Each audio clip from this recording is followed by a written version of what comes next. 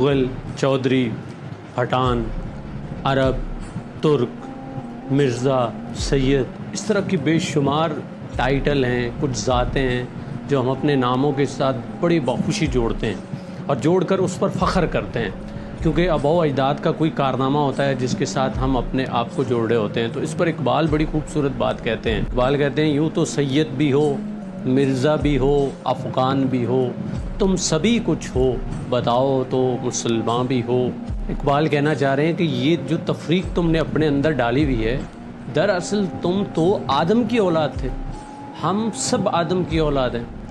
آدم علیہ السلام ایک ہی نسل میں سے تھے اور کوئی نسلیں بیچ میں پیدا نہیں ہوئی، یعنی انسان ہیں ہم سب، اس کے علاوہ ہماری کوئی پہچان نہیں ہے۔ اور اگر کوئی پہچان بنی تو وہ مسلمان کی بنی، ایک کافر ہو گیا، ایک مسلمان ہو گیا، اور مسلمان جب ہم بنے ایک جھنڈے کے نیچے ایک ملت بن کر اکٹھے ہو گئے۔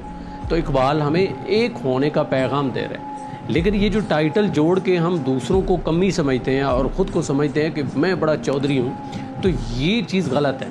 یہ ٹائٹل تھے جو ہمارے بزرگوں کو تو دے دیے گئے کسی نہ کسی وجہ سے، کوئی اس کا سبب ہوگا، لیکن ہم اپنے نام کے ساتھ جوڑ کے مونچھوں کو تو دے کے یہ سمجھتے ہیں کہ ہم کوئی نئی مخلوق ہیں۔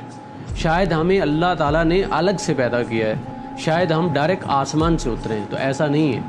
ہم سب آدم علیہ السلام کی نسل سے آئے ہیں، یعنی انسان ہیں، ہماری نسل الگ الگ نہیں ہے۔ تو پھر یہ کیوں نام دیے جاتے ہیں؟ یہ نام یا ٹائٹل صرف اس لیے ہوتے ہیں تاکہ پہچان ہو سکے۔ کسی باپ دادا کے نام سے ایک قوم جانی جاتی ہے تو اس کا مقصد صرف اور صرف پہچان تھا، ہرگز یہ مقصد نہیں تھا کہ جو دوسرا انسان ہے یا دوسری جو قوم ہے وہ آپ سے نیچ ہے، چھوٹی ہے، حقیر ہے۔ اور اگر وہ حقیر ہے، تو کبھی باپ آدم تھا، اس کی ماں حوا تھی، آپ کا بھی باپ آدم تھا اور آپ کی ماں حوا تھی۔ تو اس لیے یہ تفریق چھوڑ دیں۔ شیطان نے یہ تفریق کی تھی۔ جب شیطان کو کہا گیا کہ آدم کو سجدہ کرو تو اس نے کہا میں آگ سے بنایا گیا ہوں، یہ مٹی سے بنایا گیا ہے، میں کیوں سجدہ کروں؟ تو اس تفریق کو بھی اللہ نے ختم کر دیا۔ جب اس نے تکبر کیا، اللہ نے اس پر لعنت بھیج دی۔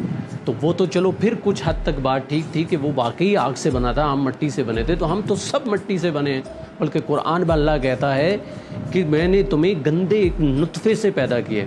وہ نطفہ جو اگر جسم کے ساتھ لگ جائے یا کپڑوں کے ساتھ لگ جائے تو وہ کپڑے ناپاک ہو جاتے ہیں، وہ جسم ناپاک ہو جاتا ہے۔ اس گندے نطفے سے ہم بنائے گئے ہیں اور ہم کس چیز کا تکبر کر رہے ہیں؟ لہٰذا یہ جو نام ہیں یہ صرف پہچان کے لیے رکھیں تو بہتر ہے، کسی کو نیچ یا حقیر مت سمجھیں۔